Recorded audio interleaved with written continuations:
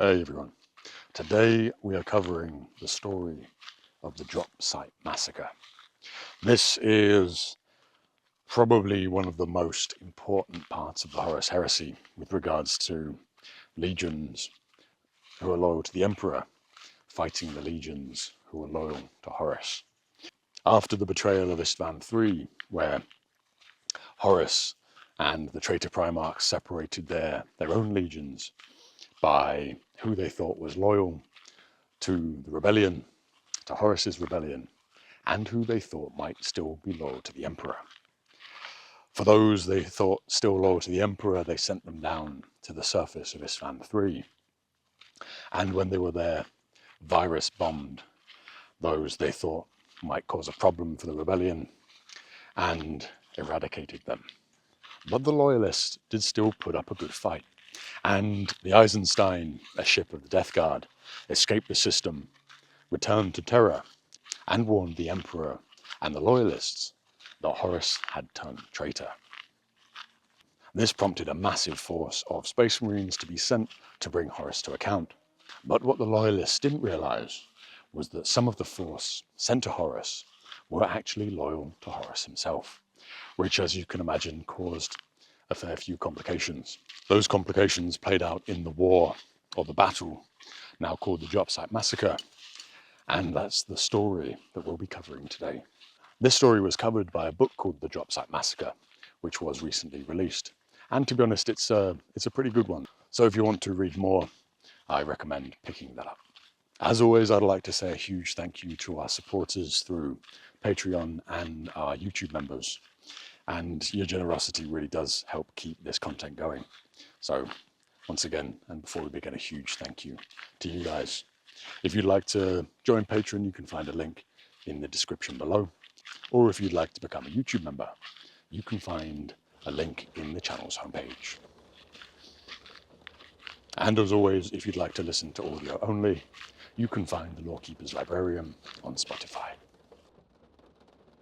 Far out upon the edge of the settled dark, where the stars grow thin and the old maps give way to warnings, there is a fleet that flies no banners and speaks no name into the void. It goes quietly, though the permissions it carried were sealed upon Terra itself by hands that sit close to the golden throne, and there is no authority in all the Imperium that stands above it save the Emperor's own. It sails through the void in search of old memories. Across 100 dead worlds, the ships of this secretive fleet go seeking after the things the Great War left behind.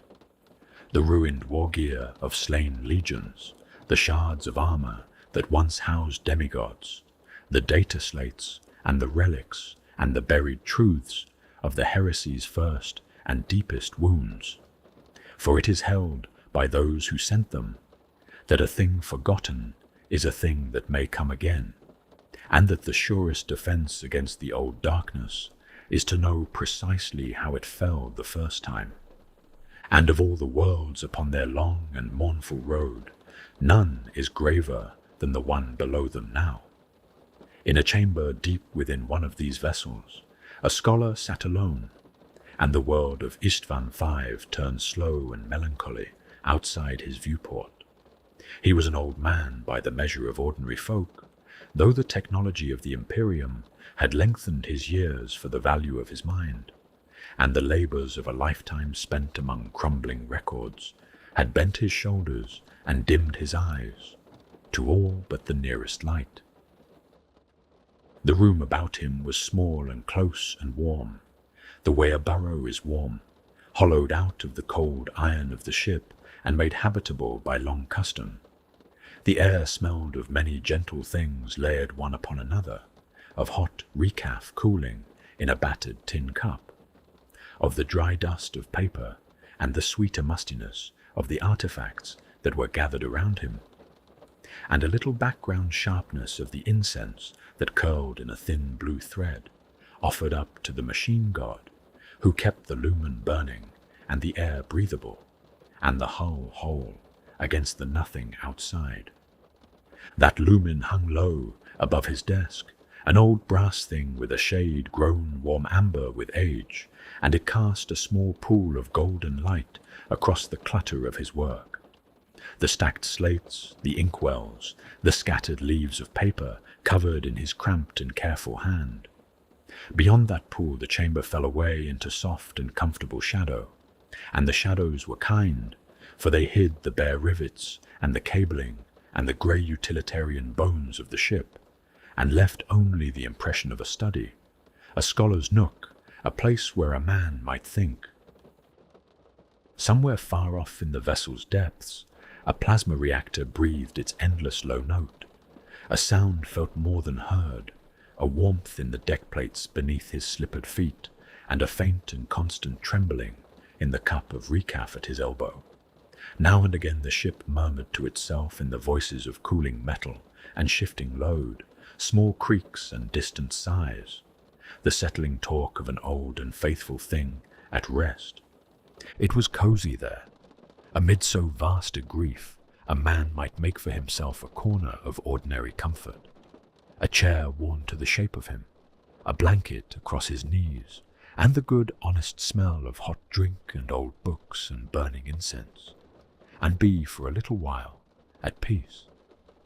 And it was against this small warmth that the viewport showed its terrible other thing, so that the two hung always side by side in his sight, the near and the far, the comfort and the ruin. For the fleet had made planetfall in orbit over Isstvan 5, and the scholar had only to raise his eyes from his work to look upon the place itself.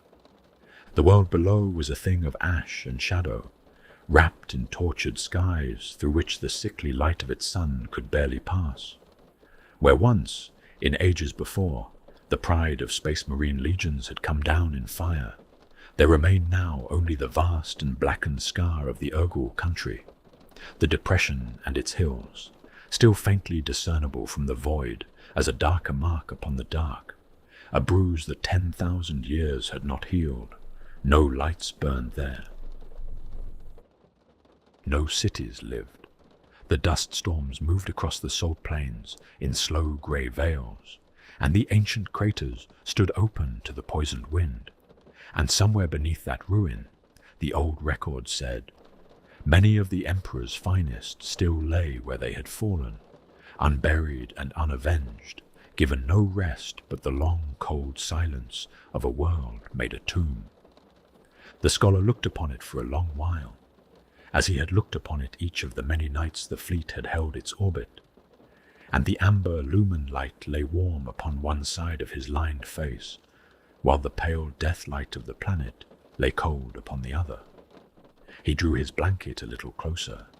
He turned the cup between his hands for the small comfort of its heat. And then, as an old man does who has learned that grief is best met with labor, he set the cup aside and drew the nearest slate toward him into the pool of golden light, and bent once more to the work that had brought him across half the galaxy to this mournful place. There was a great deal to set down, and the record was old, and much of it was written in blood. He began at the beginning, with the fire that fell upon Isstvan 3, and the world that had a name before the burning. Before the betrayal, there was a world with a name, and people who lived upon it. Isstvan 3 had been an ordinary place in the way that so many conquered worlds of the Imperium were ordinary, full of families, of small quarrels and small kindnesses, of citizens who had done nothing to earn what came for them. When the orbital bombardment fell, it fell as incendiary shells and virus-laden pods, and it burned life from the surface with a completeness that is difficult to hold in the mind. Within a single day, the cities were reduced to blackened smears of stone, the continents to lifeless ash, and the whole civilization to a memory carried only by those far away, who would later learn what had been done. The world turned in silent orbit around its sun afterward, scarred and still, a tombstone raised over the death of something that had been alive that morning. But the true horror of Isstvan 3 was not the world at all. It was the suns. Horus had gathered to that place those of his own legions whose loyalty he could not be certain of. Warriors of the sons of Horus, the Death Guard, the World Eaters, and the Emperor's children, who still, in some quiet and stubborn corner of themselves, loved the Emperor and remembered the oaths they had sworn. He had marked them without their knowing, and then he had turned the fire upon them along with the innocents below. It was a thing done to purge doubt from an army, to leave behind only those who would follow him without hesitation into whatever came next. That some of those marked men survived the killing, that they fought on through the ruin with a courage that should shame the memory of anyone who ever called them traitors, is one of the small and terrible dignities of that first atrocity. The War Master's army emerged from Isstvan III tempered and certain, its wavering elements burned away, and Horus believed that hardness would be his advantage. He believed the Emperor's servants would falter when the moment came to strike down their own kin, and that their mercy would be the thing that undid them. Word of it reached Terra by an unlikely road. A frigate of the Death Guard, the Isstvan, carried loyal warriors who had seen the truth of what Horus intended and fled the system to bring the warning home. And the difficulty of that flight, the desperate passage through the warp, the sacrifices made to complete it, meant that the Imperium learned of the rebellion far sooner than the War Master had ever intended it should. That single act of loyalty, undertaken by men who knew they might not be believed, altered the shape of everything that came after.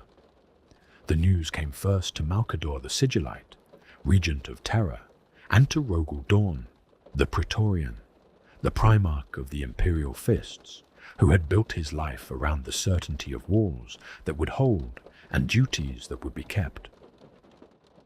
For Dawn especially, the report was a wound. Horus was not merely a comrade to him, but a brother in the fullest sense the word could carry among the sons of the Emperor. And to hear that this brother had turned was to have the ground taken out from beneath a faith he had never once thought to question. The Emperor, learning of Horus's treachery from the survivors of the Isstvan, placed the matter in Dawn's hands. Under the Emperor's authority, in the closing years of that fraught millennium, Dawn took up the role of acting Magister Militum and set himself to the making of a plan, a response swift enough and heavy enough to crush the rebellion before it could root itself. He ordered the mustering of the combined strength of 7 Space Marine legions and sent them toward the Isstvan system to fall upon the War Master's positions. Supreme command of that punishment force was given to Ferrus Manus, Primarch of the Iron Hands, the Gorgon of Medusa, a warrior whose grief at the betrayal had curdled into a cold and driving fury. He and his sons received their orders through Dawn and received them gladly, for they wanted nothing so much as the chance to answer what had been done. It is easy now, with the whole terrible arc of the heresy laid out behind us, to look at those preparations and see only men marching towards slaughter. But they did not see it so, and to understand them, we must try to stand where they stood. The Imperium at that moment did not comprehend what it was facing, the full scale of Horus's ambition, the depth of the corruption that had taken him, the presence of powers from beyond the veil of reality, lending their weight to his cause. None of this was known, and much of it would not have been believed if spoken aloud. In the quiet councils of those few who understood that a war had begun at all, there was bewilderment more than anything else. Some spoke of a breakdown in the War Master's mind, some vast and sudden madness. Some wondered whether megalomania had simply overtaken the greatest of the Emperor's sons, whether the honor of being named War Master had rotted into a hunger to be more. Some reached even further and speculated that Horus had fallen under the control of some hideous alien influence, the Krav perhaps, or the mind-stealing enslavers, for it seemed more bearable to imagine him a victim than a willing traitor. They were, all of them, trying to make sense of the impossible, to fit the beloved figure they had known into the shape of the thing that had betrayed them, and none of their explanations came close to the truth. Yet even in their confusion, the Loyalists reasoned as best they could, and their reasoning was sound so far as it went. They judged Horus's rebellion the most dangerous the Great Crusade had yet produced, for it had swayed 4 whole legions to his side, but they also believed he meant only to carve out a rival domain for himself, rather than to reach for the throne of Terra entire. With that assumption in mind, the choice of the Isstvan system made a grim sense to them, a place seated at the meeting of several stable warp routes, valuable as a mustering ground, yet far enough from the heart of imperial power to serve as the seat of a breakaway empire. And if that was what Horus intended, then wisdom demanded he be struck at once, before his stronghold could be razed and his position made secure. Speed was everything. Every day the War Master was given was a day his defenses deepened. So the 7 legions were divided into 2 waves, and it is here, in a decision made in good faith and for good reasons, that the seed of the coming catastrophe was quietly planted. The first wave was to be the Iron Hands, the Salamanders, and the Raven Guard, the legions of Ferrus Manus, of Vulcan, and of Corax. 3 Primarchs, whose loyalty was beyond any question. Behind them, arriving after the first wave had made planetfall and joined battle, would come the second. The Alpha Legion, the Night Lords, the Iron Warriors, and a substantial force of word-bearers, whom their Primarch Lorgar had already positioned within the system. A contingent of Dawn's own Imperial Fists was dispatched as well, to look into the earlier warnings that had reached Terra. The plan was straightforward and, on its face, overwhelming. The traitors would be pinned by the first wave and then crushed by the second, and the numbers alone seemed to promise victory. What Ferrus Manus and Rogel Dawn could not know, what no one who ordered that muster could have imagined, was that 4 of the legions in the second wave had already broken faith.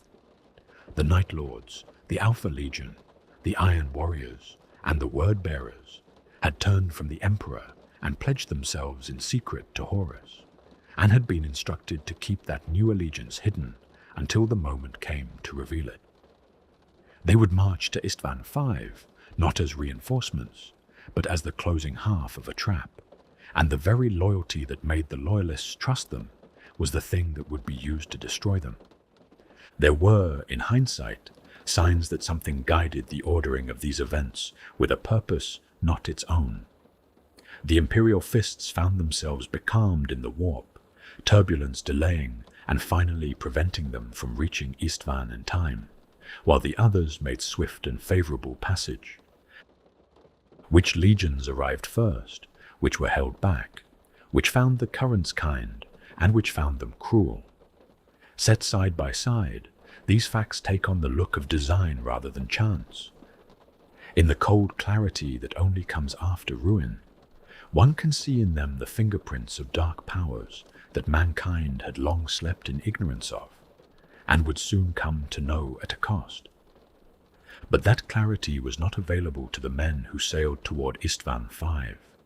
They believed they held every advantage, in strength, in numbers, in the righteousness of their cause. They believed they were bringing justice to a wayward brother. They were, in truth, hastening toward the worst betrayal their kind had ever suffered, and every step they took carried them deeper into it. To understand what happened between Fulgrim and Ferrus Manus, you have to first understand that they loved one another, and that the word is not too large for it. Among the sons of the Emperor, there were rivalries and coolnesses, brothers who barely knew one another, and brothers who circled each other with wary respect, but the bond between the Phoenician and the Gorgon was something rarer and warmer than any of that. It was a friendship forged in the way that lasting friendships often are, out of difference rather than sameness.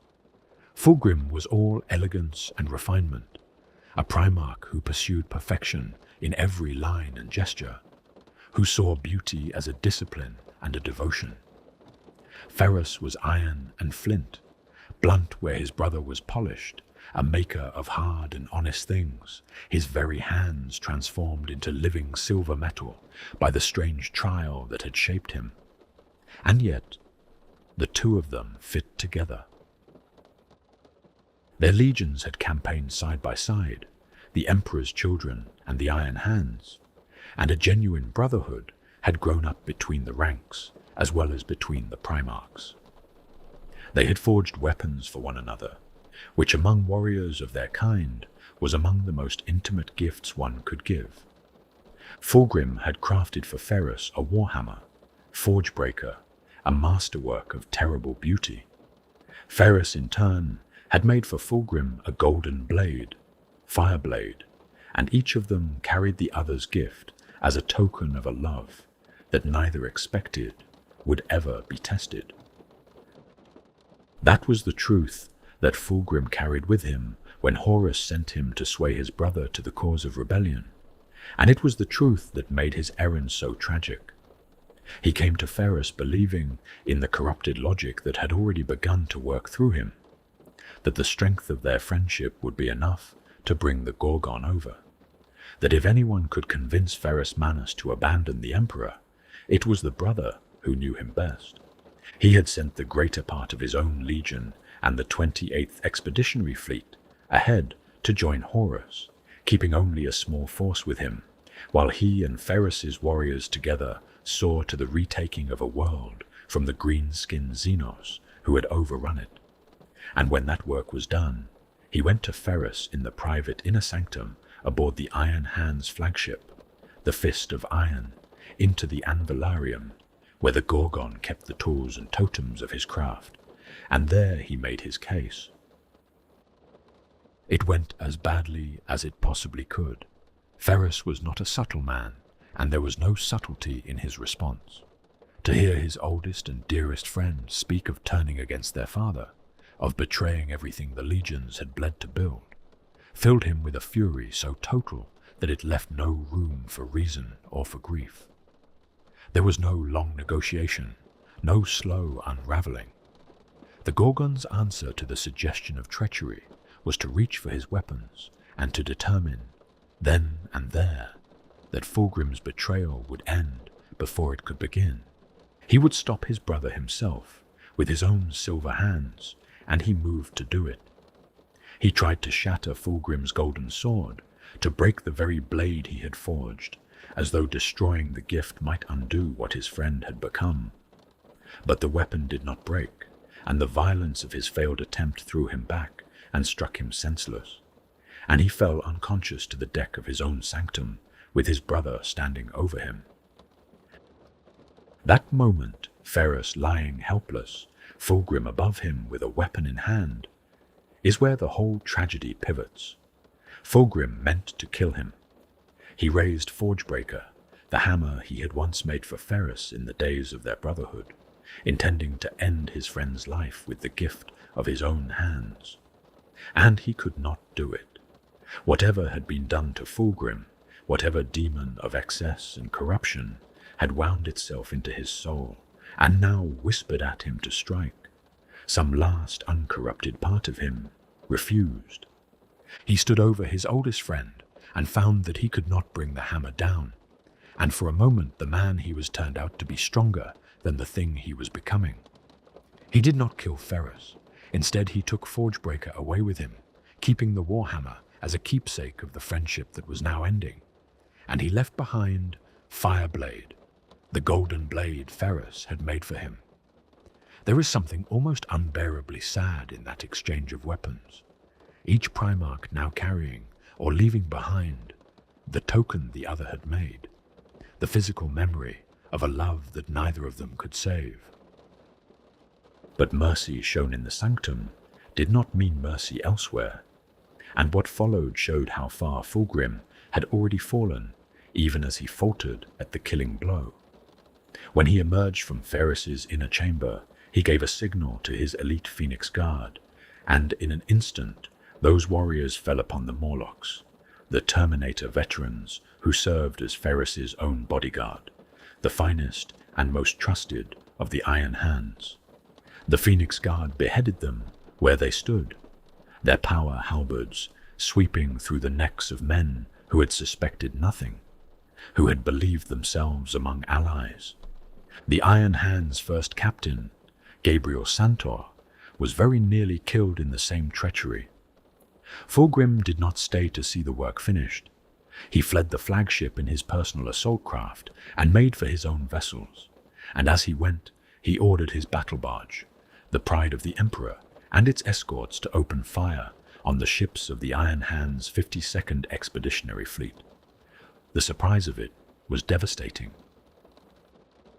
The Iron Hands' force was crippled by the sudden assault, thrown into confusion and damage, while Fulgrim and his warships slipped into the warp to rejoin the rest of his legion in the Isstvan system. He had come as a friend and left as a murderer, and the men he had betrayed had never once seen it coming. Word of this failure enraged the War Master, for Fulgrim had not delivered Ferris to the cause, and now the Iron Hands would come to Isstvan, carrying not just loyalty, but a personal and burning hatred. Yet the harm was done and could not be undone, and Horus turned his mind to the preparations that mattered. He gave Fulgrim a new task, one the Phoenician received at first with something close to insult: to take a detachment of the Emperor's children to the ruins upon Isstvan V and make ready the ground for the final phase of the plan. To a Primarch who prized glory and beauty and his own preeminence, the work of digging fortifications in black sand seemed a menial thing beneath his dignity. But Horus soothed his brother's wounded pride, telling him that the Isstvan V phase was the most vital part of the whole design, the linchpin on which everything would turn, and that there was no one else he could trust to prepare it. Whether that was flattery or truth, or both at once, it worked, and Fulgrim set himself to the task. There is a cruelty in the fact that the meeting aboard the Fist of Iron, for all its violence and grief, actually served the loyalist cause. Between the failure of Fulgrim's attempt to turn Ferris and the flight of the Eisenstein from Isstvan III, the Imperium had been alerted to Horus's plot long before the War Master wished it known. The rebellion had shown its hand too early. To the grim and grieving mind of Ferris Manus, this was not a mercy, but an opportunity. The enemy had blundered, had revealed himself before he was ready, and that blunder was a debt the traitors would be made to pay in full. The Gorgon carried that resolve toward Isstvan V, and it hardened everything in him. He wanted the reckoning. He wanted to stand before Fulgrim again and settle what had been left unsettled in the Anvilarium, and that wanting would, in time, cost him everything. For the thing that was already stirring in Fulgrim was not just ambition or wounded loyalty.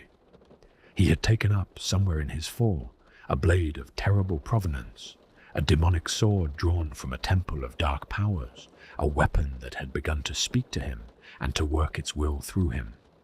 It was that corruption that had whispered at him to kill Ferris in the sanctum, and it was that same corruption that would, when the two brothers finally met upon the Black Sands, prove stronger than whatever remained of the man Fulgrim had been. The hesitation he had shown, the inability to strike the killing blow, would not save Ferris in the end. It would only delay the event to a battlefield where the demon's grip on Fulgrim would be tighter still, and where the last uncorrupted flicker of the Phoenician would not be given the chance to spare his brother a second time.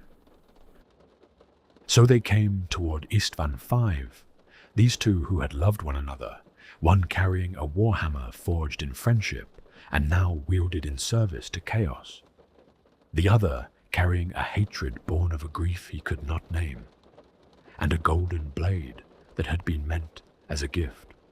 Everything about them, every weapon they bore, and every wound they carried, spoke of what they had once been to each other. And the truth, the one that gives their story its weight, even amid all the vast slaughter of Isstvan, is that neither of them ever stopped being brothers. The love did not die when Fulgrim turned. It simply became the thing that made the ending unbearable. For there is no betrayal so bitter as the one that comes from the hand you would once have trusted with your life. When at last they faced each other, weapons drawn, it would not be strangers meeting on the field. It would be two men who knew each other completely, about to do the one thing neither had ever imagined doing to the other. Whatever wound to his pride the task had first been, Fulgrim gave himself to the fortification of Isstvan V with the same devotion he had once given to beauty, and the result was a thing of terrible artistry in its own right. The world he had been sent to prepare was not empty. Upon it stood the ruins of ancient alien fortresses, structures raised by hands that were not human in ages the Imperium could scarcely date. And it was around these bones of a forgotten civilization that Fulgrim built. He set the vast teams of the Dark Mechanicum to their labor, their earth movers shifting the black sand of the planet into a great network of defenses that ran along the ridge of the Urgor Plateau. Trenches were dug, bunkers sunk, redoubts raised, until the whole line bristled with prepared positions from which an army might weather almost anything the sky could throw at it. In the shadow of the ancient walls, he set anti-aircraft batteries, and in the warrens of the alien keep, he hid mighty orbital torpedoes mounted on mobile launchers, weapons that could reach up and strike ships in orbit. He made his own command within the remains of that alien keep, taking the ruin of one dead civilization and remaking it into the fortress of the War Master's rebellion. The design behind all this labor was simple, and it was sound. Fulgrim understood, as Horus understood, that no bombardment from orbit would ever be enough to dislodge an army dug in as deeply as this one would be. The defenders could be pounded from the sky and would endure it. Sheltered behind the earthworks and within the alien stone, and when the fire ceased, they would still be there, unbroken, waiting. If the Emperor's legions wished to destroy the traitors gathered on Isstvan V, they would have no choice but to come down to the surface and do it in person, to land their warriors in the open and fight their way across the black sand into the teeth of everything Fulgrim had prepared. That was the whole purpose of the plateau and its fortifications, not merely to protect the War Master's forces, but to draw the Loyalists down into a place where they could be held and pinned and made to fight on ground of the traitor's choosing. Every trench and every gun emplacement was an invitation, and the invitation was a trap. While Fulgrim raised his bastion, the wider gathering that would spring that trap was assembling, and the greater part of it was hidden in plain sight. To Isstvan V came the legions, whose treachery was already known and open, the warriors whose ranks were filled with those loyal to Horus and to Horus alone, the survivors and the certain, tempered by what had been done at Isstvan III. With them came the wider apparatus of a war host on a scale rarely seen, mass conveyors bearing millions of Imperial army soldiers with their tanks and their artillery, and the bloated transports of the Dark Mechanicum carrying the Legio Mortis, the Titan Legion, whose god machines would soon walk the surface and unleash their unimaginable power once more. The War Master's army was ready and eager, and it was vast. But the true weight of the trap lay not in these openly rebellious forces. It lay in 4 legions whose betrayal remained secret, whose warriors still wore, in the eyes of the Imperium, the colors of loyalty. The Night Lords under Conrad Kurz, the Iron Warriors under Perturabo, the Alpha Legion under Alfarius, and a great contingent of word-bearers that Lorgar had stationed within the system. All of these had already turned from the Emperor and given themselves to Horus, and all of them had been instructed to keep that new allegiance buried until the right moment. This was the heart of the deception. These were the very legions the Loyalist High Command had designated as the second wave, the reinforcements meant to arrive after the first wave had joined battle and finish the enemy off. Ferrus Manus and Rogul Dawn had built their entire plan around the certainty that these legions would fall upon the traitors as allies. Instead, they would fall upon the Loyalists as executioners, and the trust that placed them in the order of battle was the same trust that would be turned into a blade. And so everything was in place. Upon the surface, Fulgrim's fortress waited, the alien ruins remade into a killing ground, its guns primed, and its trenches manned by warriors who knew exactly what was coming. Ringing the plateau, the openly traitorous legions made ready. Concealed within the order of battle itself, 4 more legions waited with their treachery, hidden behind loyal colors, poised to reveal themselves at the moment of greatest harm. And approaching all of it, hastened by currents they mistook for luck, and stripped of the reinforcement that might have saved them, came the 3 loyal legions of the first wave, certain of their advantage, certain of their numbers, certain that the legions at their backs were friends. The stage had been dressed with great care, every piece set where it would do the most damage, and the only ones who could not see the whole of it were the ones about to die upon it. Above the doomed world, in the days before the killing began, there gathered aboard one ship a company of such significance that it had rarely been seen in the history of mankind. The vessel was the Fidelitas Lex, Lorgar's flagship, and to its halls came the commanders of the hidden traitor legions, captains and war leaders of the Night Lords, the Alpha Legion, and the Iron Warriors, and with them 3 of the Emperor's own sons. Conrad Kurz came, the Night Haunter, gaunt and terrible, a Primarch whose gift was fear and whose burden was the visions that had never once let him rest.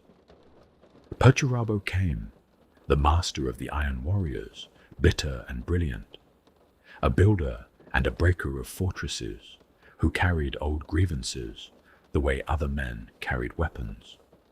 And Alfarius came, the last and most secretive of the Primarchs, whose legion moved always in shadow and whose true purposes were known to almost no one, perhaps not even fully to himself. That so many of the mighty should stand together in one place, brothers and cousins and sons, all bound now to a single treasonous cause, was a thing of grim wonder, and it fell to Lorgar to give that gathering its meaning. He strode to the center of them, and he spoke, and to understand what he said, we must first understand something about Lorgar himself, for he was not like his brothers. He had never been truly a warrior at heart, whatever his legion had become. He was a believer, a seeker after truth and meaning, a soul that needed something to worship the way other men need air. And it was precisely this in him that the Emperor had once wounded most deeply. For Lorgar had built his early conquests upon faith, upon the worship of the Emperor as a god. And the Emperor had rejected that worship utterly, had humbled Lorgar and his legion for it, and had insisted upon the doctrine of the imperial truth, a universe without gods, without the divine, ruled by reason and secular certainty alone. That rejection had broken something in Lorgar, and in the long years since he had gone searching for a truth that would not be taken from him. And he had found one. He had found gods who wanted to be worshipped, and in them he believed he had found the thing the Emperor had denied him.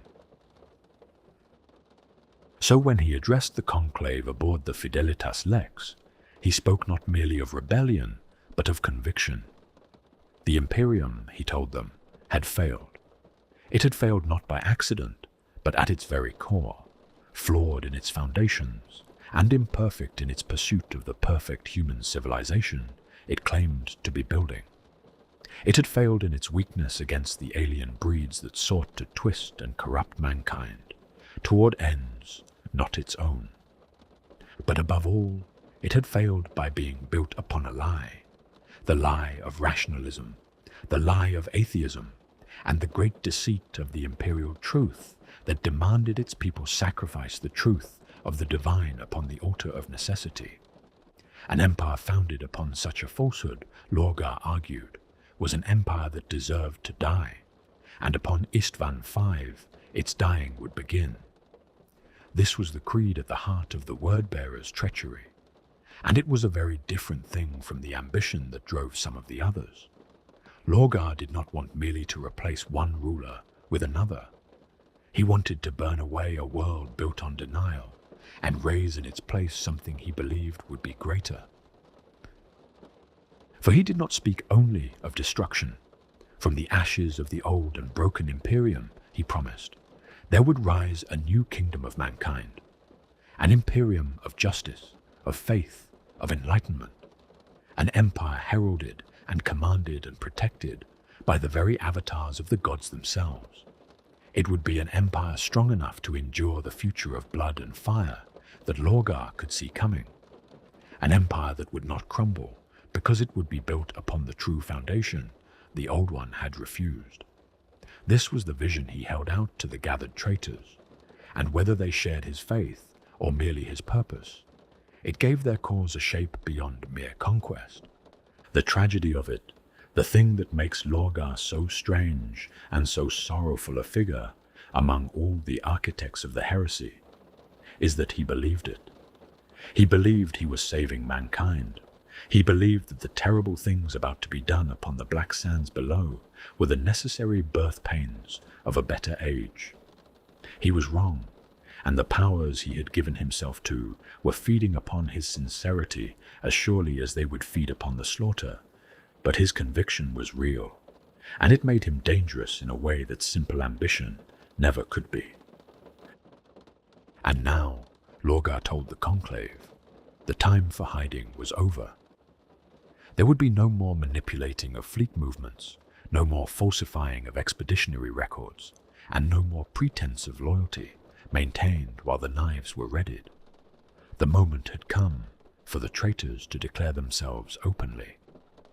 The Alpha Legion, the Word-Bearers, the Iron Warriors, and the Night Lords would at last stand revealed alongside their brothers already committed to the cause, the sons of Horus, the World Eaters, the Emperor's children, and the Death Guard.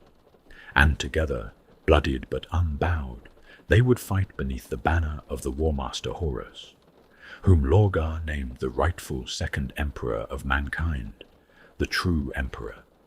Everything that had been prepared in secret would now be brought into the light, and the light it would be brought into was the fire of the coming massacre.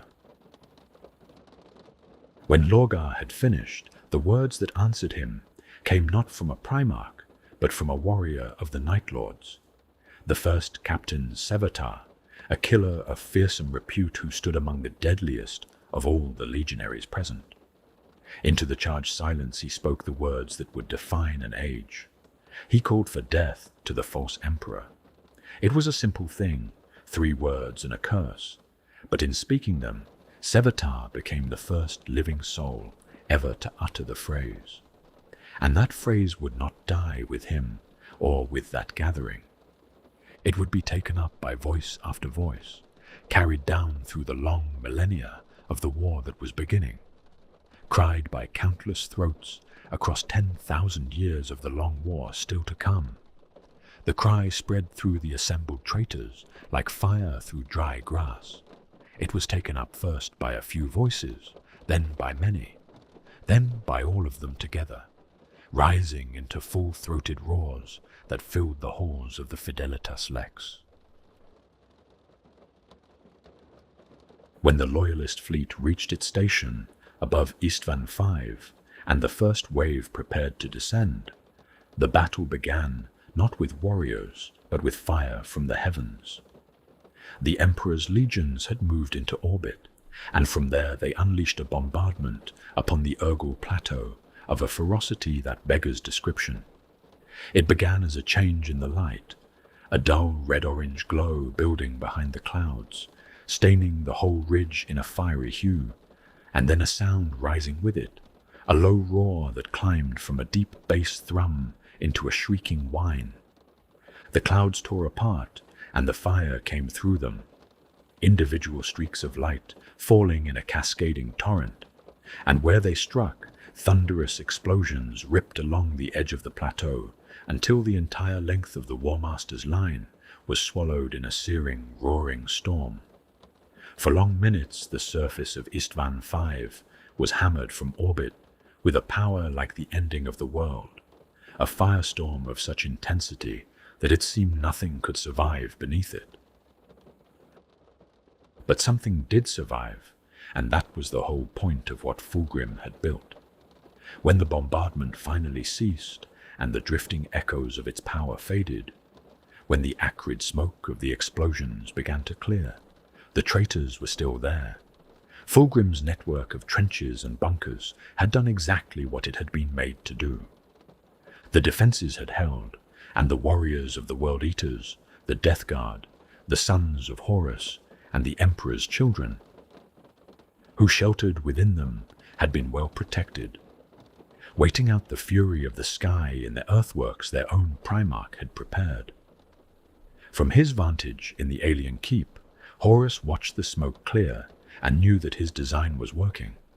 And he watched the sky darken a second time, not with fire now, but with the descent of the Loyalist assault. Thousands upon thousands of drop pods and stormbirds streaked down through the atmosphere, carrying the first wave to the surface, and the War Master's warriors braced themselves upon the northern edge of the Urgal depression for the storm about to break over them. The first wave came down under the overall command of Ferrus Manus, and with the Gorgon's own iron hands came the Salamanders, led by Vulcan, and the Raven Guard, led by Corax, 3 legions and 3 Primarchs falling upon the traitor line together. Vulcan's Salamanders struck the left flank of the enemy's battle line. Corax's Raven Guard hit the right, and into the very center, straight at the heart of the enemy position, charged Ferrus Manus himself, alongside his first captain, Gabriel Santor, and 10 full companies of the elite Morlocks, the Terminator veterans whose surviving brothers still burnt with the memory of the betrayal aboard the Fist of Iron. The odds, as the Loyalists reckoned them, were even.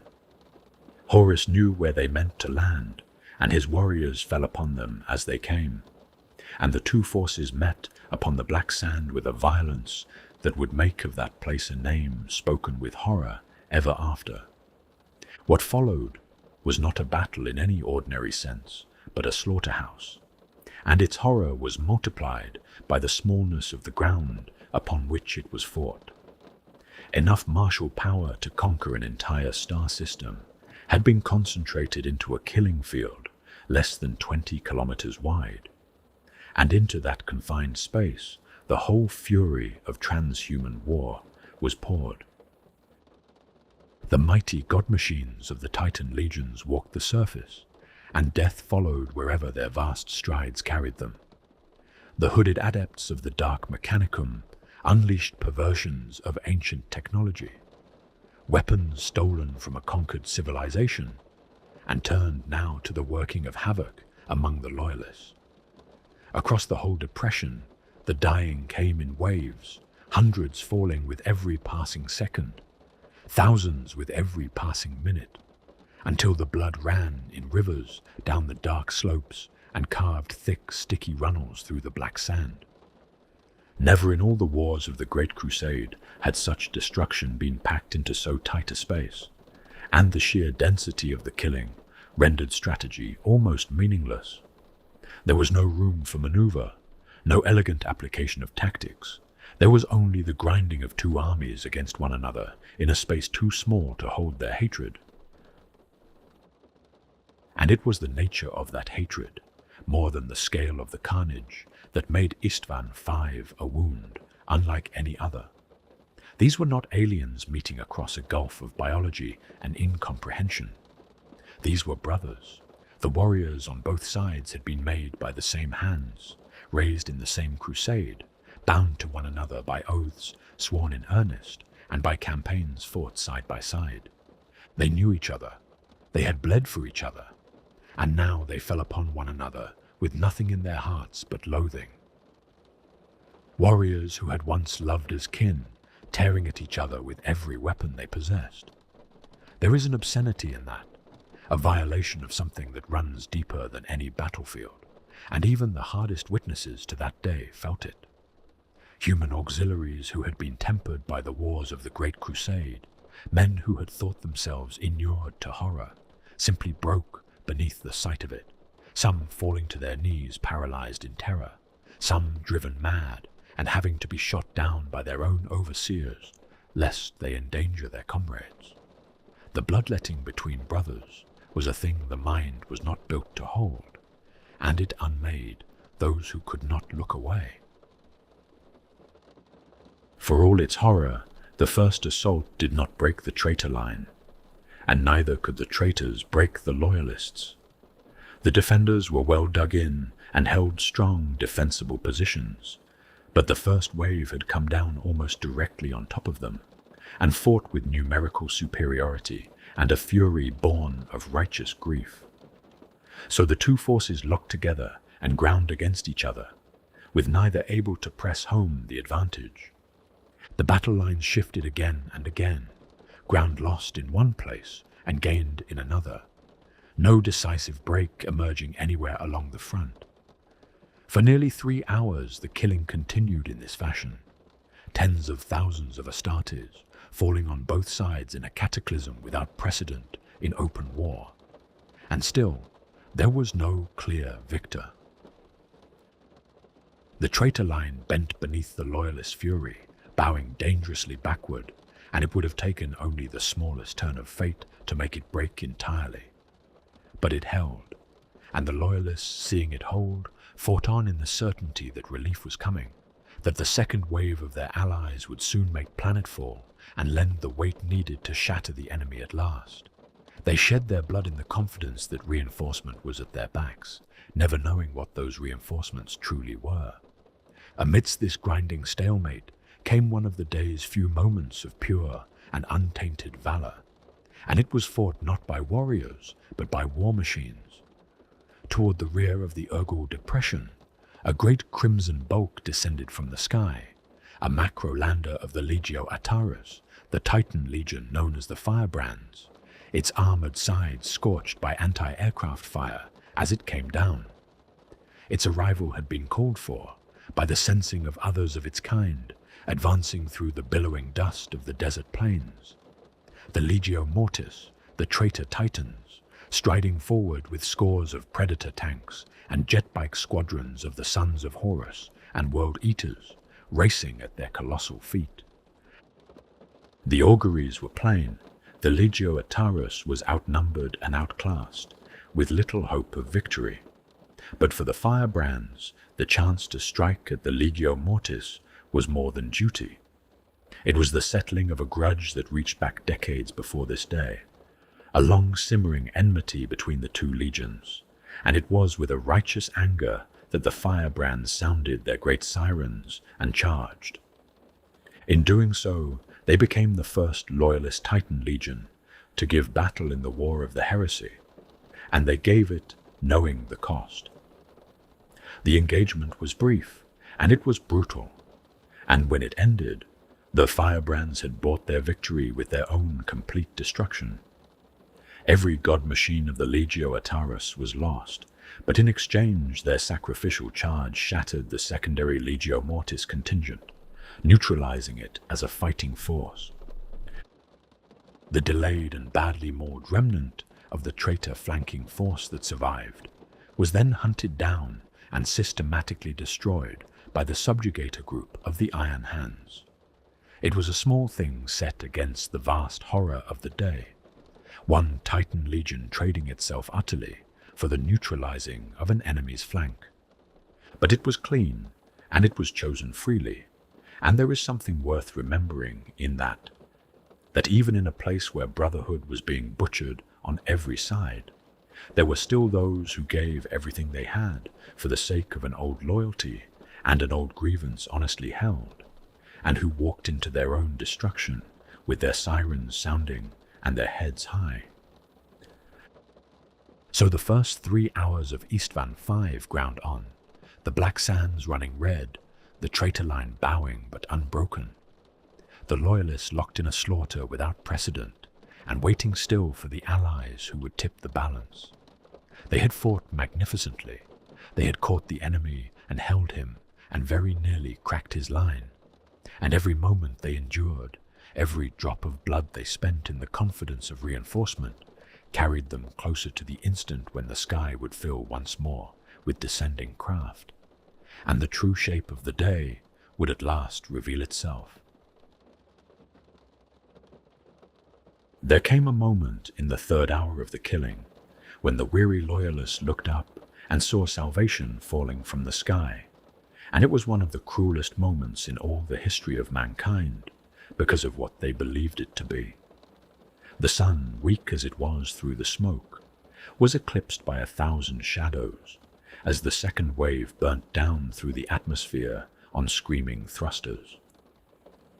Hundreds of storm birds and thunderhawks came roaring toward the surface, their armored hulls gleaming, and behind them descended the dropships and assault landers, bearing 4 more legions to Isstvan 5, the Alpha Legion, the Word-bearers, the Night Lords, and the Iron Warriors.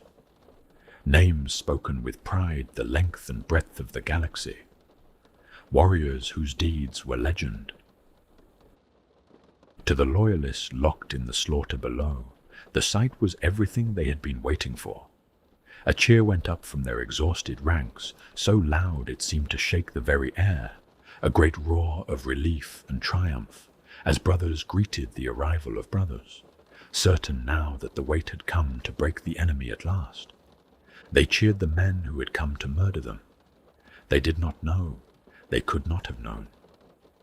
And that cheer, rising from the throats of men about to die at the hands of those they were welcoming, is a sound to break the heart across 10,000 years.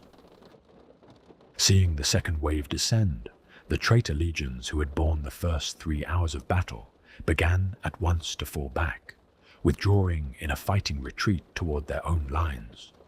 To the loyalists, this too seemed to confirm everything. The enemy was breaking, the reinforcements had arrived, and the moment of victory was at hand.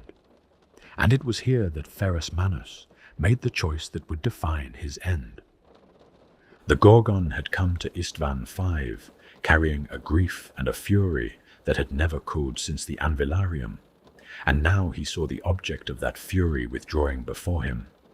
Fulgrim was there, fleeing with the rest, and every hardened and hate-filled part of Ferrus reached toward the chance to settle what had been left unsettled. His brothers Corax and Vulcan counseled caution and urged restraint, but the Gorgon would not hear it. Overcome with the need to bring Fulgrim to personal combat, he disregarded his brothers entirely and hurled himself forward against the retreating enemy, and the greater part of his veterans, the bulk of the Iron Hands Terminators and Dreadnoughts, the finest and most irreplaceable warriors of the Legion, followed their Primarch into the pursuit. He drove deep, past the point of safety, past the point of return, dragging the heart of his Legion with him toward a reckoning he could not resist. While Ferrus charged, the newly arrived legions were arranging themselves upon the northern edge of the Urgul Depression with a purpose the Loyalists entirely misread. The Iron Warriors had claimed the highest ground of the Loyalist landing site, and they set about it with all the appearance of reinforcing the position. Bulk landers dropped prefabricated architecture from their cargo claws at low altitude, dense metal frames that crashed and embedded themselves in the ground, which the craftsman warriors of the Iron Warriors then bolted and affixed and raised into swiftly rising fire bases. Turrets rose from their housings by the hundred. Lobotomized servitors trundled from the holds of their troopships to link themselves into the weapons systems. To any loyalist watching, this was the work of allies fortifying the drop site, making the landing zone secure. It was nothing of the kind. It was the building of the machine that would kill them. The word-bearers took up positions on one flank of the depression, and the Night Lords on the opposite side. And down the line the elite of the Night Lords settled into defensive stances. The word-bearers and the Night Lords were to be the anvil. The Iron Warriors were the hammer yet to fall. The plan was that the exhausted loyalists would stagger back toward this line, spent and wounded, clutching empty weapons and broken blades, believing they had reached the safety of friends, and there they would be destroyed between the two. There was a horror in the coldness of it, in the precision with which the murder was engineered. This was not the hot violence of the battlefield, not the fury of warriors meeting warriors. This was planned. Someone had thought it through. Someone had designed the false fortifications, calculated where the turrets should point, and positioned the flanking legions so that the killing zone would have no exit. The bunkers rising on the northern ridge were built not to protect anyone, but to slaughter the very men who would run toward them for shelter. Every plasteel frame, every gun emplacement, and every servitor wired into its firing interface was a piece of a deliberate machine whose only function was betrayal. To fight and kill in the heat of battle is a terrible thing, but there is at least a kind of honesty in it. To build, with patience and craft, a structure whose entire purpose is to murder those who trust you, that is a colder evil, and it reveals how completely the traitors had committed themselves, how far past any point of return they had already traveled. They did not merely intend to kill their brothers, they had engineered it. The moment of revelation came from within the alien fortress where Horus made his lair. A single flare shot skyward and burst in a hellish red glow that lit the whole battlefield below, and at that signal, the second wave revealed where its loyalty truly lay. The fire of betrayal roared from the barrels of 1,000 guns at once. The warriors the loyalists had cheered turned their weapons upon them, and the slaughter that followed was of a kind and a suddenness almost impossible to comprehend. The Salamanders and the Raven Guard, withdrawing in good order toward what they believed were friendly lines, came to within 100 meters of their supposed allies, close enough to see their faces, close enough to call out for aid, and were cut down where they stood. Hundreds died in the first few moments, hundreds more in the seconds that followed, as volley after volley of bolter fire and missiles scythed through ranks that had not even braced for it. The front lines of the Raven Guard went down as if harvested, black-armored warriors tumbling to their knees only to be finished by the sustained fire. And behind the initial storm of bolt shells came the searing beams of land raiders and predators and bastion turrets, gouging through the Raven Guard and the very ground they stood upon. At the same instant, the traitor legions who had been withdrawing before the loyalists turned as one and fell upon them from the other side, and the jaws of the trap closed. The loyalists were caught between the fresh, unbloodied legions of the second wave and the resurgent forces they had been pursuing, the hammer and the anvil, exactly as it had been designed. And in that closing lay a further cruelty, one born of Ferris's own fatal charge. Because the Gorgon had driven his veterans so deep into the pursuit, the Iron Hands were caught out in the field when the treachery broke, isolated from any hope of withdrawal. Hundreds of World Eaters and sons of Horus and Death Guard fell upon the veteran companies of the Iron Hands, and though the warriors of the 10th Legion fought with all the gallantry that was in them, they were hopelessly outnumbered and cut off, and they began to be hacked to pieces. They had damned themselves by their own courage, by remaining in the field to press the attack while their fellows fell back. The very aggression that had defined them, the fury that had carried Ferrus toward Fulgrim, had carried the flower of his legion into a place from which there was no returning. So the whole of it came apart in the space of moments. The confidence, the cheering, and the belief in reinforcement, all of it revealed as the mechanism of their destruction. The word-bearers swept in from the west to take the Raven Guard on the flank. The Iron Warriors' guns spoke without pause from their false firebases. The Night Lords and the Alpha Legion moved to their appointed work. Everywhere along the line, warriors who had a moment before been welcomed as brothers were now the instruments of a massacre, and the Loyalists, exhausted from 3 hours of the hardest fighting the legions had ever known, found themselves suddenly and utterly surrounded by enemies, wearing the faces of friends. There would be no rallying from it, no clever maneuver to escape the shape of the trap, for the trap had been built too well and sprung too perfectly. The Loyalists had walked into it in good faith, cheering, grateful, certain of their salvation, and the ground they had been welcomed onto was the ground that had been prepared for their graves.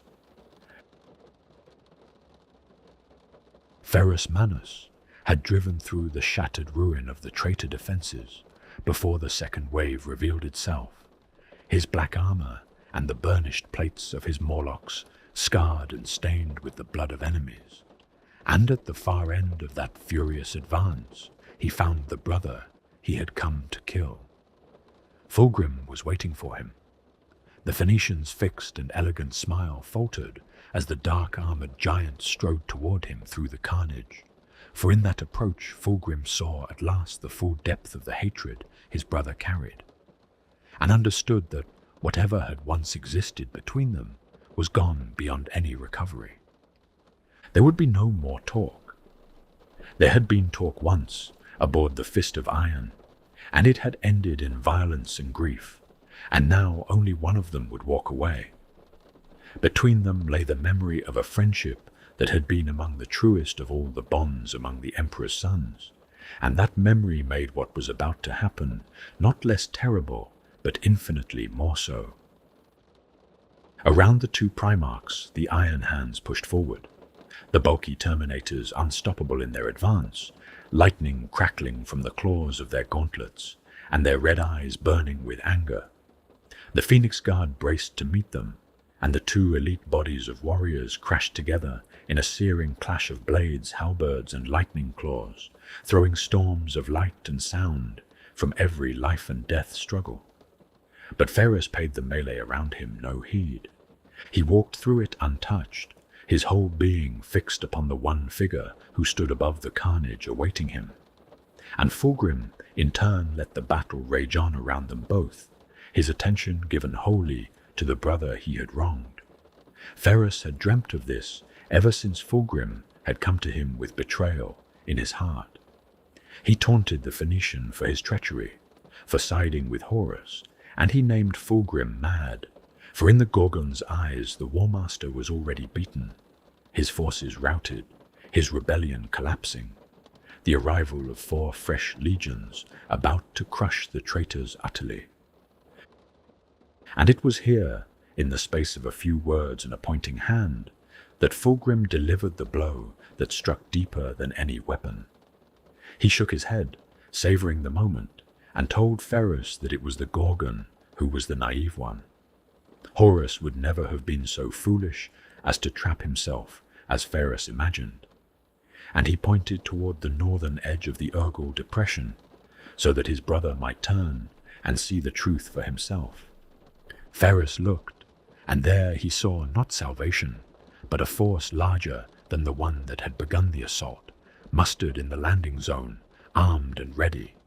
And even as he watched, the guns of those he had believed to be allies opened fire upon the retreating Salamanders and Raven Guard.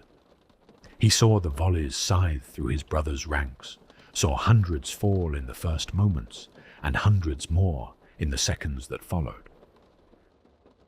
He saw the traitors he had been pursuing turn and fall upon his own isolated iron hands from the other side. In that single moment of dawning horror, the whole shape of the catastrophe became clear to him, that there had been no victory, that the enemy had never been beaten, that he had led the heart of his legion into a trap from which there could be no escape, and that everything he had believed about this day had been a lie prepared for him. The realization must have been an agony beyond the reach of any wound, and Fulgrim laughed at the look upon his face. Then the Gorgon turned back to his brother, his teeth bared with the volcanic fury of his homeworld of Medusa, and the two of them fell upon each other. Ferrus wielded Fireblade, the golden sword he had forged, its flames leaping to the blade at his touch. Fulgrim held Forgebreaker, the ebony-hafted warhammer he had once crafted for Ferrus in the days of their brotherhood, and had taken from him in the Anvilarium. Their weapons had been forged in friendship, and were now wielded in vengeance, and they met in blazing plumes of energy as the two Primarchs traded blows of monstrous power.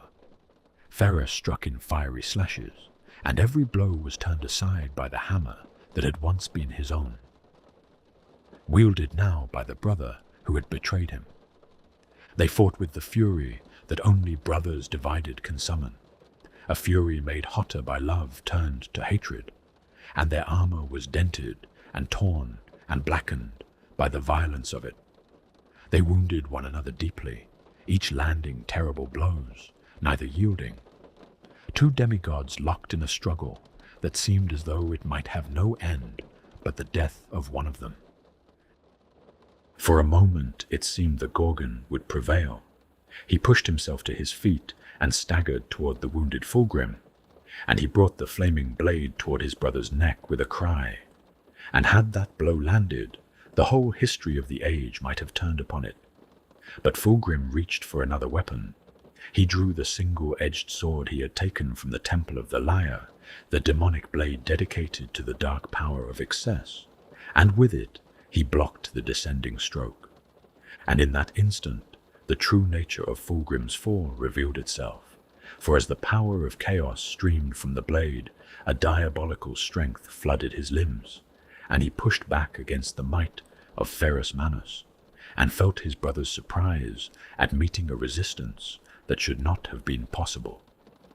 The demon in the sword was in the fight now, lending its stolen power to the Phoenician's arm, and the balance of the duel shifted.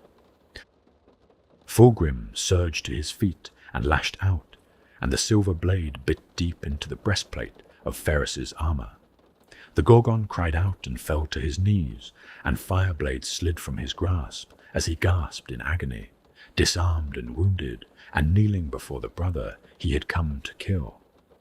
And then something extraordinary happened, something that offers the last and most heartbreaking glimpse of the man Fulgrim had once been. He raised the silver sword to deliver the killing blow, and he found that he could not do it. In that eternal moment, he saw with sudden and total clarity exactly what he had become, and what monstrous betrayal he had allowed himself to be part of. He understood at last that he had made a terrible mistake in ever drawing the blade from the Temple of the Lyre, that everything he had striven for had been a lie, that he had fallen further than he had ever imagined possible. And he tried to stop. He fought to release the damnable weapon, to pull back from the killing stroke, to reclaim some fragment of the brother he had been. But he had come too far, and the choice was no longer his to make. His grip was locked upon the sword. His muscles were no longer his own to command. As though moving in slow motion, he watched Ferrus reach for his fallen blade, watched the Gorgon's fingers close around the wire-bound grip, watched the flames leap once more to the weapon at its maker's touch. And Fulgrim's own blade moved with a life of its own, swinging of its own volition, dragging his arm with it. He tried desperately to pull the blow.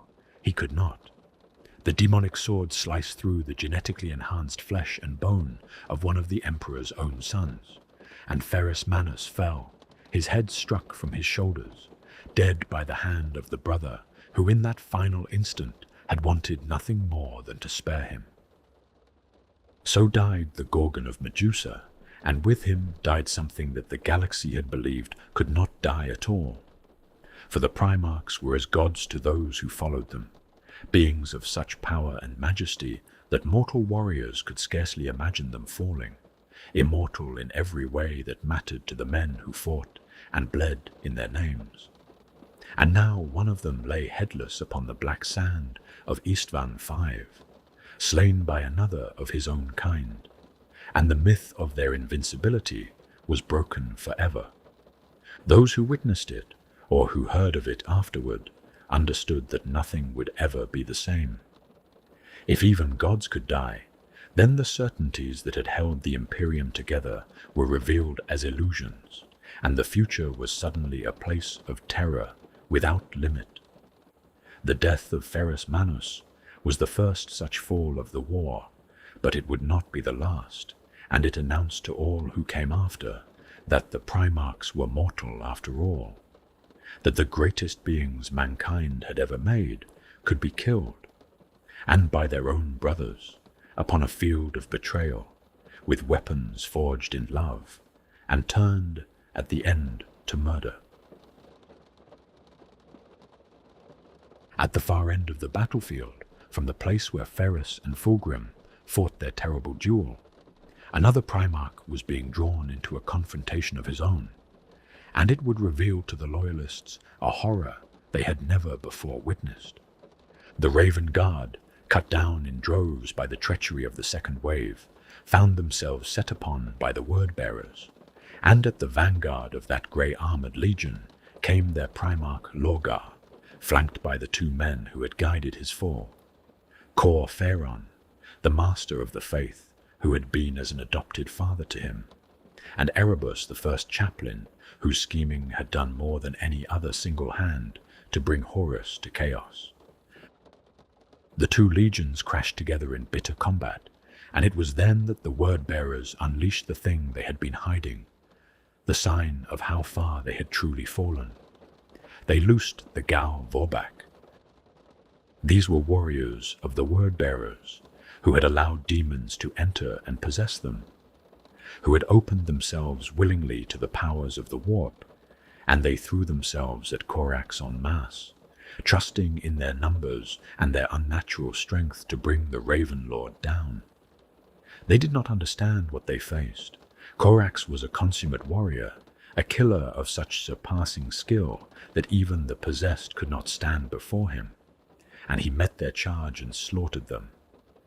With an ease that belied their advantage, he tore through the demon-touched Astartes with impunity, and the Vox filled with the screams of dying word-bearers, crying out for aid as the Raven Lord waded among their most favored warriors and ripped them apart.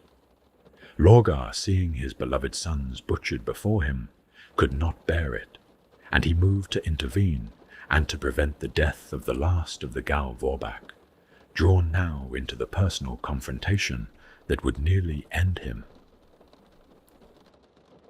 What was released in Corax at that moment was something beyond anger and beyond rage, and those who witnessed it struggled afterward to find words for it. It was wrath given physical form, the fury of a demigod unbound, and he charged into the ranks of the traitor word-bearers, a blur of charcoal armor and black blades. Where the possessed had failed to stand before him, so too did the ordinary warriors of the Legion fall back and die in droves, the grey ranks unable to hold against the black tide of the Raven Lord's assault. Lorgar, for his part, moved through the Raven Guard with an ease of his own, cutting down enemy Astartes, with the casual slaughter of a being for whom mortal warriors posed no threat, mirroring his brother's murderous progress across the field. And yet there was a difference between them that would prove decisive, for Lorgar had never truly been a warrior. He had always been more scholar than soldier, a seeker and a believer who had come to the arts of war, late and reluctantly, and against a brother of Corax's lethal genius. That difference was a chasm. Then Lorgar did a thing he had spent his whole life refusing to do. As he hammered his way through the dying Raven Guard toward his brother, watching Korax tear his sons apart in that vicious rage, he felt a power seethe within him, aching to rise. It was his psychic potential, a gift he had always hidden and hated, unreliable and erratic and painful, never the clean and glorious thing it seemed to be for others of his brothers.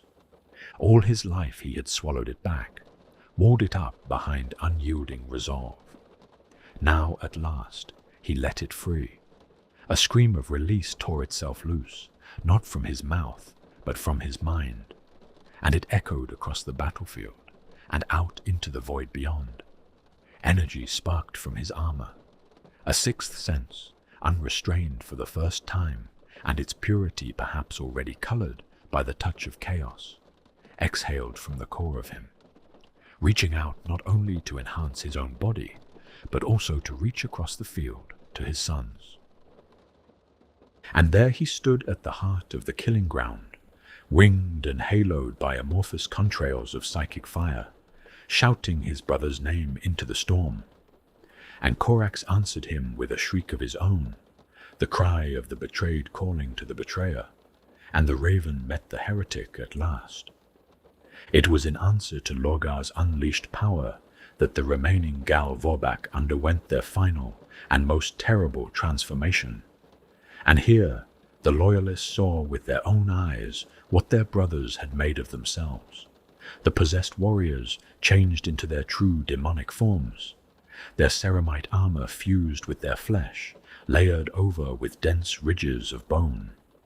They sprouted claws and talons and wings, warping into new and bestial shapes, every helm horned and every faceplate split by a demon's leering skull. They became something that had never walked the galaxy openly before. Among the very first of the possessed, the outward and undeniable proof that the traitors had not merely rebelled against the Emperor, but had given themselves body and soul to powers from beyond reality, to warriors raised on the imperial truth, on the certainty that there were no gods and no demons, that the warp was only a medium to be crossed, and its terrors only superstition. The sight must have been a kind of unmaking. Everything they had been taught was false, was suddenly real, and clawing its way across the black sand toward them. The duel between the two Primarchs was brief, for it could not be otherwise. Korax fought to kill, Lorgar fought only to stay alive. The Raven Lord had every advantage, speed, finesse, and solar decades of hard-won fighting experience, against a brother who had spent his life at study rather than war. Korax hurled insults and accusations as they fought, demanding to know why Lorgar and his legion had committed such treachery, and Lorgar answered with the visions he had seen of their father, a bloodless corpse enthroned upon gold and screaming into the void forever. Korax took it for lies and lashed out with his lightning claws across his brother's face, cutting deep into the meat of his cheeks, scars Lorgar would carry until the day he died. And then the Raven Lord's greater skill told at last. He impaled Lorgar through the stomach, the tips of his meter-long talons glinting to the side of his brother's spine, and when he heaved upward, the claws soared through the word-bearer's body. Lorgar's own weapon slipped from his grasp. He fell, hands clutched over the ruin of his stomach, and as Korax stepped closer and raised his claw to execute him, the impaled Primarch screamed his defiance, lost in the bitter irony that of all the Emperor's sons, he was the one who had never wished to be a soldier, and here he would die at the heart of a battlefield. But the killing blow never fell, for as the claw descended, it struck opposing metal. Korax looked up into a face as pale as his own, and eyes as black, and found there a grin that was taut and mirthless, the smile of a dead man. It was Conrad Kurz, the Night Haunter, and he had come to save his brother, not out of love, but out of some purpose of his own. Kurz seized Korax's wrist so that the Raven Lord could not fly away, and mocked Lorgar even as he rescued him, ordering him to rise from his knees and voicing his disgust at what the word-bearer had allowed himself to become. Corax did not wait to learn the outcome of the exchange. He fired his flight pack, burning his fuel to tear his claw free of Kurz's grip, and soared skyward on jet thrust, carried away from the Night Haunter's rising laughter. Lorgar, grievously wounded but alive, was left to his brother's contempt, and Kurz turned his back on him with a final word of loathing for the corruption that clung to the transformed Gau Vorbak around them. So the Raven Lord escaped, and Lorgar lived, and the battlefield had shown the Loyalists the full and monstrous truth of what they faced. It was one thing to be betrayed by brothers.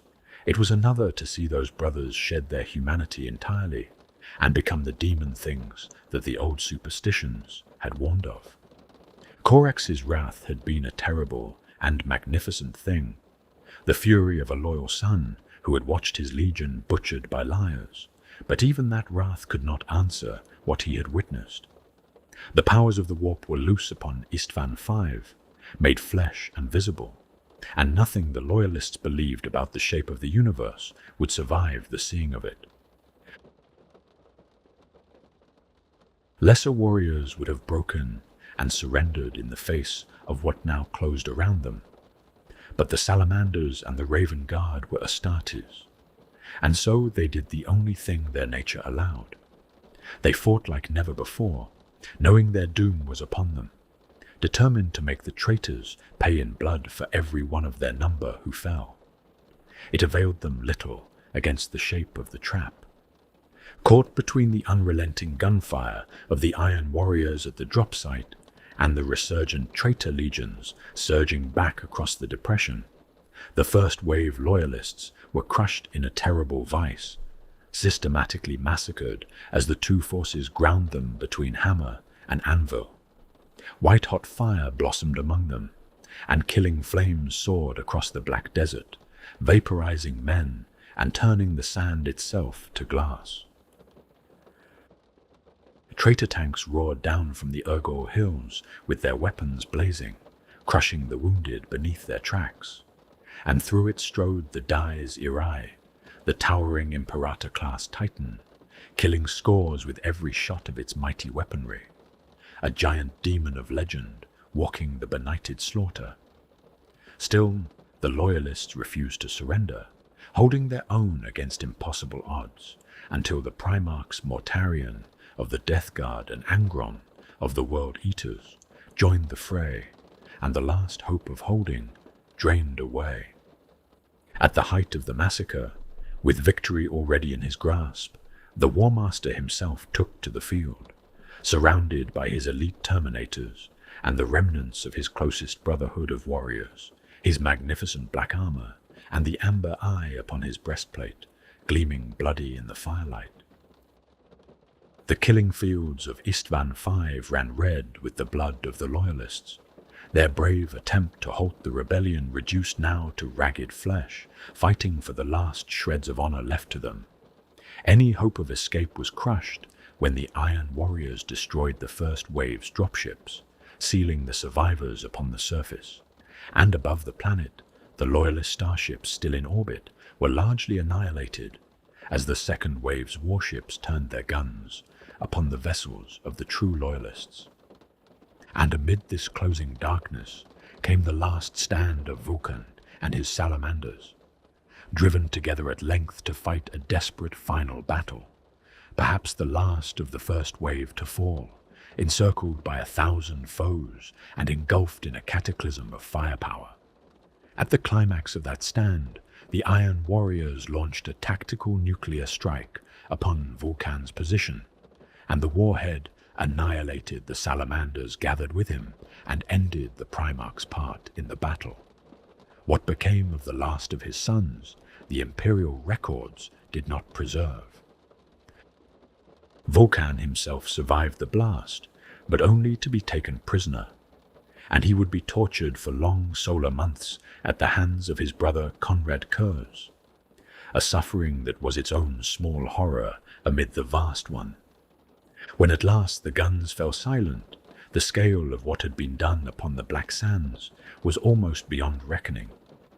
More than 200,000 Space Marines lay dead, a number that even now is difficult to hold in the mind, for these were not ordinary soldiers, but transhuman warriors, each one the product of decades of labor and irreplaceable art, each one a fraction of mankind's future spent in a single afternoon. A Primarch had been slain outright, the Gorgon Ferris Manus, his head struck from his shoulders by his oldest friend. 2 more, Vulcan and Corax, were missing and presumed dead, their legions all but wiped from existence. 3 loyalist legions that had come to Isstvan V in the fullness of their strength had been shattered in the space of hours, reduced to scattered survivors and grief. And with them, the old records say, died the Emperor's own dream of dominion over the stars. For the thing that had been broken upon that field was not only 3 legions, but a whole understanding of what the galaxy was and what it could become. For the victors, there was triumph, and the traitors marked it with a spectacle that revealed how completely they now belonged to the darkness they served. When the killing had stopped, and the dead were gathered into great funeral pyres across the broken desert, the grey skies of the world burned orange with the light of 1,000 fires, and towering columns of black smoke rose from the burning corpses to fill the air. The dark Mechanicum raised a great reviewing stand with astonishing speed, a series of cylinders stacked one atop another, and upon its tiers the victorious host assembled. At the base stood the sons of Horus, their preeminence beyond question after this victory, each warrior bearing a flaming brand. Above them stood the senior officers of the Legion, and above those, upon the penultimate tier, stood the traitor Primarchs themselves, 7 beings of monstrous power, their armor still stained with the blood of their brothers, their cloaks billowing in the wind that swept the depression.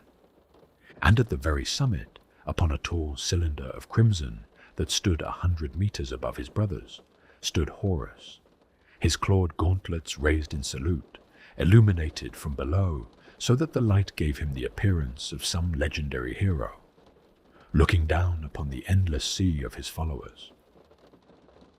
As the sun sank, a flight of assault craft roared overhead in salute, and waves of cheering crashed against the reviewing stand, howls of adulation torn from tens of thousands of throats. The Master Starters marched around the stand, hammering their breastplates in salute to the War Master. And then, at some unseen signal, a line of flame ignited upon the northern slopes and leapt across the ground in a snaking arc, describing upon the hillside the shape of an enormous blazing eye, the Eye of Horus. Seared into the sands of Isstvan V, as the ashes of the dead fell like confetti over the cheering army. The tanks fired in salute, and the great Titan inclined its massive head, and the cries of praise resounded long into the darkness. It was a moment of terrible power and terrible perversion both. This celebration held above the corpses of brothers, and this adulation offered to a being who had just murdered 1/5 of a continent's worth of his own kind. Everything that had once made these warriors noble had been turned in the space of a single day to the service of something monstrous, and they cheered it with all their hearts. And yet, for all its scale, the traitor's victory was not total, and in that incompleteness lay the seed of everything that would follow. Small groups of loyalist survivors had managed to break free of the encircling trap once it became clear that all was lost, some escaping by gunship in the chaos, some slipping away into the crags and shifting volcanic sands and dust storms of the desert plains. Their escape was aided, ironically, by the traitors themselves, by the bloodlust of some who cared more for slaughter than for pursuit, by the eagerness of others to pick over the spoils of battle, and by the sheer contempt the renegade legions already held for one another, even in the hour of their victory. Above the planet, too, the story was not so one-sided as the traitors would have wished. The Loyalist warships had been fully shielded and on battle alert as befitted a war zone, and once the initial shock of the ambush had passed, they responded in kind. The resulting void battle lasted for many hours longer than the carnage on the ground, and while many Loyalist vessels were lost, others fought on stubbornly, refusing to abandon their legions below, and some, realizing the futility of the odds as the first traitor Legion's ships reappeared, succeeded in escaping the system altogether with the enemy at their heels and bitter vengeance in their hearts. So the Battle of Isstvan V ended with the Warmaster Horus its victor, and the whirlwind of galactic civil war had been sown in earnest. The road to terror lay open before him, but scattered across the desert and fleeing through the void were the handful who had survived, warriors who carried away with them not only their lives, but the knowledge of what had been done, and the memory of the brothers they had lost. The traitors had won the field. They had not won everything. And in the small, desperate escapes of those few lay the first faint refusal of a darkness that would take 9 more years of blood and terror to run its course. What followed the massacre was not an ending, but a slow descent into a horror that would last 100 days, and each of its chapters could fill a chronicle of its own. The first night after the slaughter is remembered in the Imperial records only in scattered and contradictory fragments, for every surviving Loyalist fought his own private war for survival through the dark, and no single account could hold the whole of it. Some spoke of traitors surging across the hills in a berserk frenzy, howling for the blood of the living. Some described a deep and sonorous chanting that rolled through the valleys like thunder and stirred dread in every loyal heart. Bands of traitors fell upon isolated survivors and tore them apart in atavistic savagery, while gunships loosed fire indiscriminately, caring nothing for who they slew so long as it was not their own. And as the tides of war receded, the true depths of the traitors' fall were laid bare. They stalked the battlefield knee-deep in the shattered bodies of their kinsmen, seeking out the dying to deliver death anew, seeking the wounded to perform abominable tortures upon their ruined flesh. The World-Eaters butchered the dead and dying, and flensed the flesh from their skulls, piling them into great cairns. The Word-Bearers enacted dark victory rituals, whose terrible meaning the Imperium would only later come to understand. And upon tens of thousands of the fallen, the traitors performed a still worse mutilation, tearing from the corpses their progenoid glands, the precious implants that carry the gene seed by which the legions themselves are propagated. For what fell purpose, none at the time dared to guess. Yet even in that nightmare, the loyal did not simply die. Corax had survived, borne away by the sacrifice of a single Thunderhawk crew who descended against all odds to pull their Primarch from the closing noose, and around him gathered the remnants of the Raven Guard. What followed was a desperate campaign of survival that stretched across solar months, a war fought not for victory, but for the simple refusal to be exterminated. The Raven Guard fell back into the maze of ravines beyond the Urgor Hills, into a region called the Ilium Rifts, and there they endured, harried without cease by the traitors left behind to hunt them. They found sanctuary for a time in hidden caverns whose alien stone shrouded them from psychic and technological detection, and from that refuge they struck at isolated enemy columns, replenishing their ammunition from the bodies of the slain, selling their lives dearly and making the traitors pay for every survivor run to ground. The horrors of that hunt were many. All across the Depression, the World-Eaters raised ever taller pyramids of flensed skulls, and it was slowly revealed that these were no mere trophies, but the source of a creeping madness, some psychic resonance pulsing outward from the monuments that filled those who lingered near them with anger and bloodlust, driving even Astartes towards psychotic breaks and turning survivors against their own brothers. Corax ordered a number of these vile structures destroyed, and where the melter charges brought them down, the fell influence lessened, though it never entirely relented. New terrors came too, the blind hunters, war engines of the dark mechanicum, possessed of a dark intelligence, sent to run down every last survivor upon the surface, their harrowing horns echoing across the wastes. And behind all of it came the great reclamation, the traitor mechanicum, descending in their thousands to strip the battlefield of its war gear and salvage, harvesting the equipment of the dead to arm the War Master's cause, sometimes waking the still-living wounded found among the corpses, only to torture and execute them anew.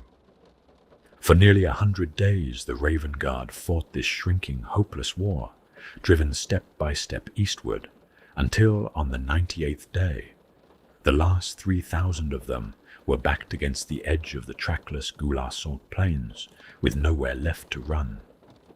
Angron and his World Eaters swept up the mountainside toward them, tens of thousands strong, the mad Primarch roaring for the blood of a brother, and Corax gave what all believed would be his final order. Here the Raven Guard would stand, and here they would die. But salvation came out of the sky in the last moment before the end. Black drop ships emblazoned with the badge of the Raven Guard descended on pillars of fire, plasma pulsing down from orbit to gouge great wounds in Angron's legion, and the survivors were snatched away from the very teeth of death. It was a rescue born of an unlikely and half-mystical chain of events, of prophetic dreams that had come again and again to a man named Marcus Valerius, an officer of the Imperial Army mustered to the Raven Guard's cause, who could not shake the certainty that the Raven Lord was in dire need and who risked everything to convince Commander Branner, left in charge of the Legion's homeworld, to launch a rescue across half the galaxy and more. That a voyage of more than 50,000 light-years should arrive at the precise moment of the Raven Guard's final stand is a thing that defies comprehension, and there were those who ever after believed it could only have come about through the hand of the Emperor himself. Each of these things, the night of butchery, the harvesting of the gene seed, the long guerrilla war in the rifts, the skull pyramids and the blind hunters, the desperate rescue from the salt plains, is a story large enough to stand alone, and the fuller telling of them belongs to other chronicles than this. Here it is enough to know that the massacre did not end when the guns fell silent. It bled on for 100 days, and the few who walked out of it carried the whole weight of that long nightmare with them, out of the ash of Isstvan V, and back toward a galaxy that would never again be what it had been. When the survivors were counted and the shape of the disaster understood, the strategic consequences of Isstvan V proved as grave as the human cost. 3 loyalist legions had been broken, the Iron Hands, the Salamanders, and the Raven Guard, and though remnants of each endured, they would carry the name of the shattered legions ever after, too weakened to play any great part in the war that followed. They would spend the remaining years of the heresy rebuilding what had been torn from them, their strength poured out upon a single field and slow to be recovered. Ferrus Manus was dead. Vulcan was lost for long months, presumed slain, though he would in time return to lead his sons once more. Corax made the perilous journey back to Terra to bring the Emperor word of the further treachery, arriving at the heart of the Imperium more than 4 months after departing Isstvan, a critically wounded messenger bearing the worst tidings the throne world had yet received. For the balance of power had shifted utterly. The 4 legions revealed as traitors at Isstvan V had joined the 4 already committed at Isstvan III, and Horus now commanded 8 Space Marine legions, where the Imperium had believed him to hold only 4. The numerical superiority the Loyalists had counted upon was gone, demolished in an afternoon, and the road to terror lay open before the War Master. Nor did the count of traitor legions stop at 8, even as the fleets gathered above the darkened world to make ready for the next phase of the war. Word came of another legion turned.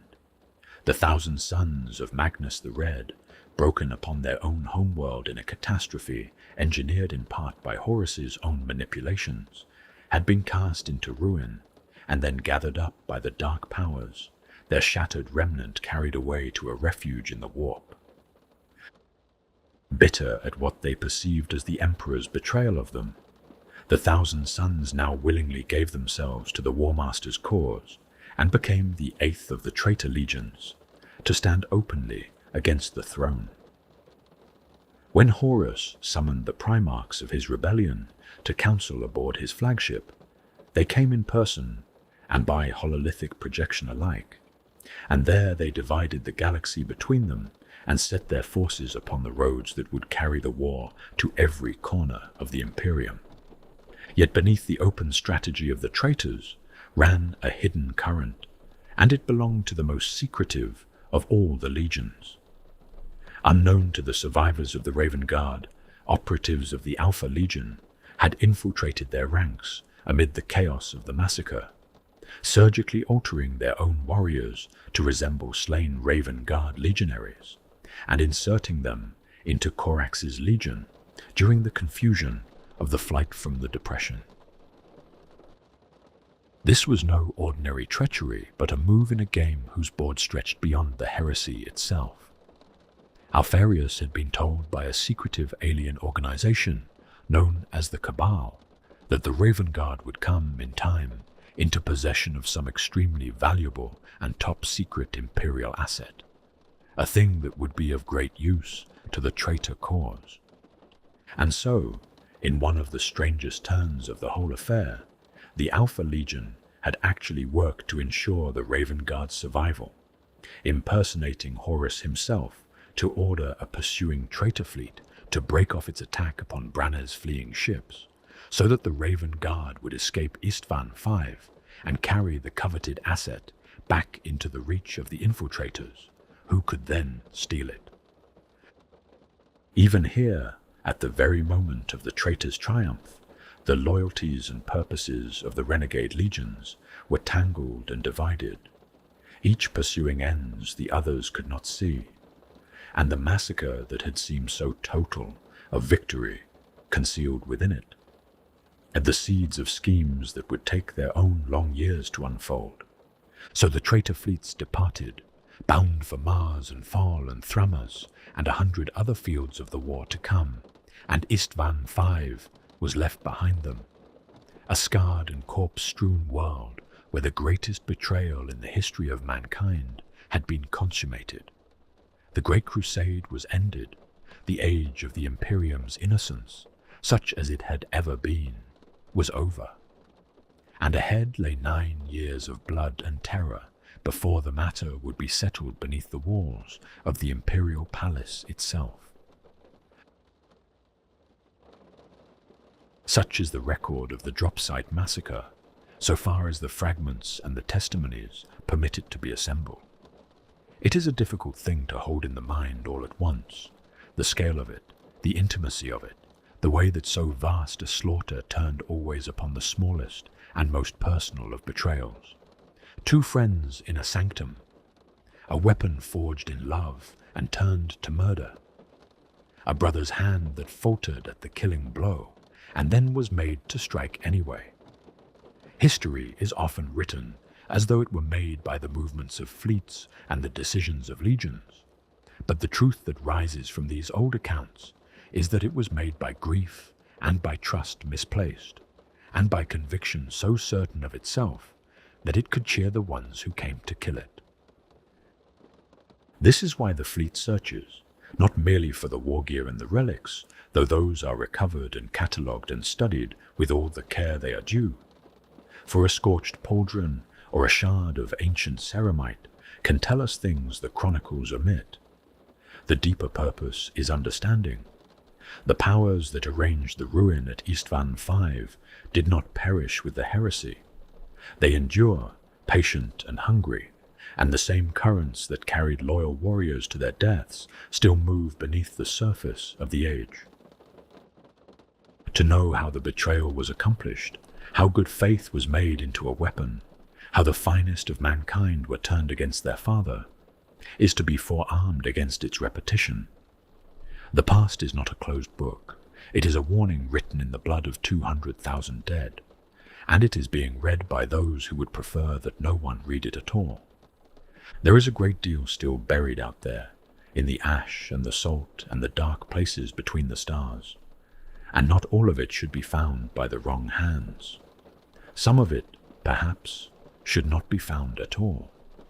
But the searching goes on, because the alternative is ignorance, and ignorance is precisely the soil in which the old horror first took root.